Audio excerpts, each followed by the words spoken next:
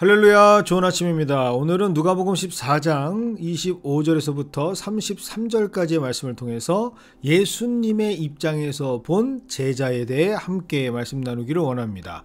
오늘 말씀은 아주 독특한 표현으로 시작을 하죠. 예수님께서 돌이키사 이르셨다라는 말씀으로 기록되어 있습니다. 그리고 그 대상은 다름 아닌 수많은 무리들이라고 기록하고 있습니다.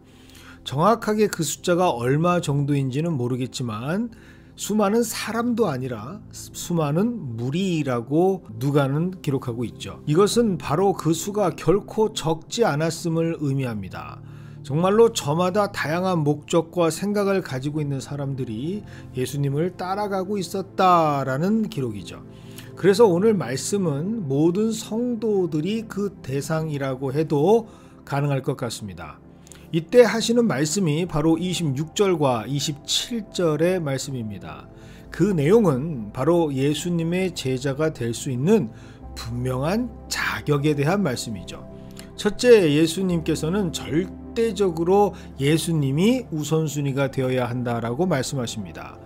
절대적 우선순위, 여기에서는 가족보다 심지어 목숨보다 더 절대적으로 붙잡아야 하는 가치가 예수님이 되어야 한다라고 말씀하십니다. 두 번째는 십자가를 지고 예수님을 따라야 한다라고 말씀하시죠.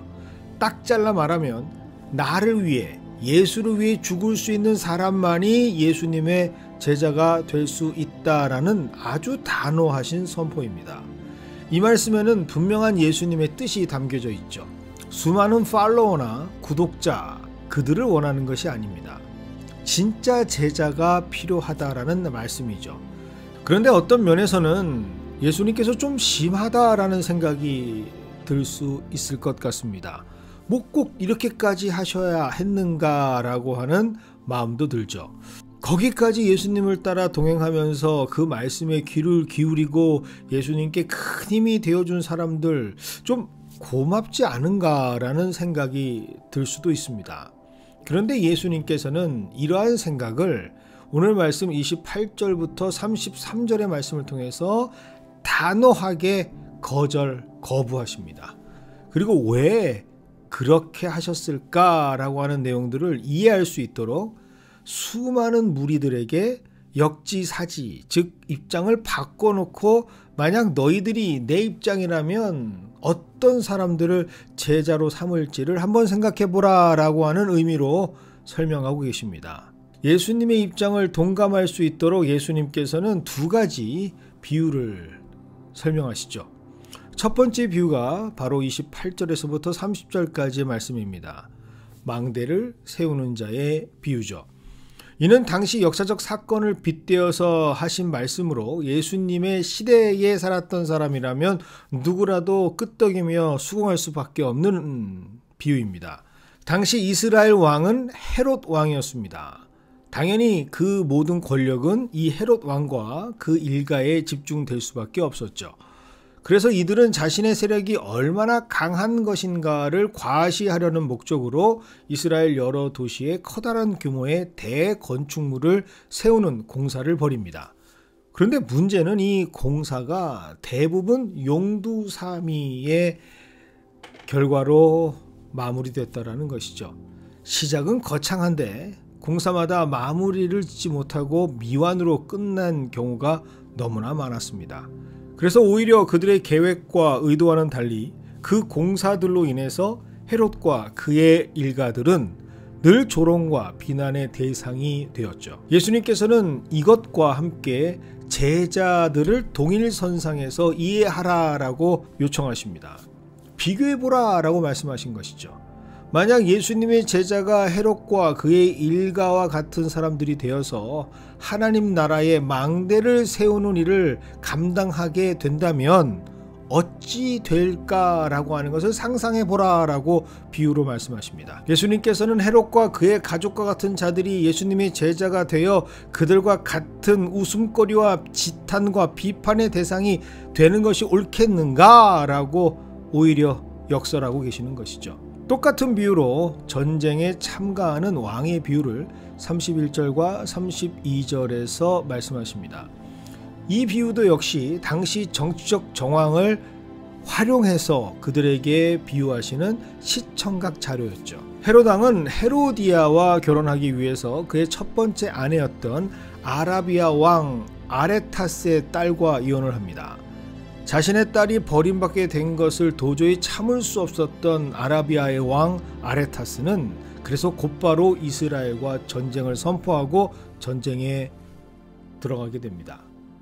이로 인해서 헤롯은 실로 엄청난 타격을 입게 되고 대패를 당하게 됩니다. 그의 진면목이 여실히 드러나게 되었던 결과죠. 앞에 있었던 망대의 건축과는 비교할 수 없을 정도의 참혹한 결과를 당하게 됩니다. 예수님께서는 이런 현실적 사건을 구체적인 예로 제시하시면서 다시 무리들에게 묻고 계셨던 것이죠. 곧 영적인 전쟁이 도래하게 될 텐데 이 참혹한 전쟁에서 끝까지 싸워 이길 수 있는 진짜 군사, 그들을 내가 필요로 하는데 그런 사람들이 제자가 되어야 하는데 아무나 누구나 쉽게 제자로 삼아 이 전쟁을 준비할 수 있겠는가? 라고 예수님께서는 힘주어 말씀하고 계십니다. 이러한 상황에서는 예수님이 아닌 다른 것이 우선순위가 되는 제자들이라면 과연 전쟁에서 승리할 수 있겠는가? 예수님께서는 냉혹해 보이지만 정확한 비유로 수많은 무리들에게 참된 제자도를 그리고 그에 대한 당위성을 선포하고 계시는 것이죠. 단언컨대 복음의 역사가 시작된 이후에 지금까지 통틀어서 지금 우리가 살고 있는 이 시대가 한국 개신교 역사상 가장 질적으로나 영적으로 제자에 대한 인식과 중요성과 함께 자칭 제자라고 하는 사람들이 많은 시대인 것 같습니다. 이제 웬만한 교회들 중에서 제자 훈련 프로그램이 없는 교회가 없고 제자의 중요성에 대한 말씀을 들어보지 못한 교인이 없을 정도로 교회의 정체성을 제자로 삼고 제자를 키우는 것이 교회의 목적이라 평생을 바쳐 이에 매진했던 제자훈련 1세대는 물론 2세대까지 등장하는 시대에 우리는 살고 있습니다. 참으로 여기저기 제자들로 가득 찬 제자의 시대에 살고 있는 것처럼 보입니다. 그런데 정작 오늘 예수님께서 말씀하신 것처럼 부모와 처자, 형제와 자매와 심지어 자기 목숨까지 버리면서 그 예수를 더 귀중한 절대 가치로 붙잡고 십자가를 지고 예수를 쫓는 진짜 제자는 얼마나 되는지 궁금해집니다. 그래서 오늘 말씀은 다시금 우리 신앙을 스스로 뒤돌아보게 만들죠. 그리고 이 말씀은 다름 아닌 예수의 마음을 이해할 수 있는 말씀으로 우리에게 주어진 사실을 우리는 깨닫게 됩니다. 그리고 망대를 세우고 전쟁을 준비하는 왕의 입장에서 바라볼 때 과연 나는 왕이신 예수께서 믿고 맡기고 함께할 수 있는 참된 진짜 예수님의 제자로 부르심과 택하심의 은혜를 덧 입을 수 있는 사람인가 생각하게 하는 말씀인 것 같습니다. 만약 이 질문에 선뜻 답하지 못하고 주춤하고 있다면, 부끄러워하고 있는 모습이 나의 모습이라면, 부정할 수 없는 진실된 하나님 앞에서의 내 솔직한 모습이라면 나는 허다한 무리 중에 한 명일 뿐이지 제자는 아닙니다. 이 말씀으로 인해 우리가 영적인 우울감이나 죄책감을 가질 필요는 없습니다.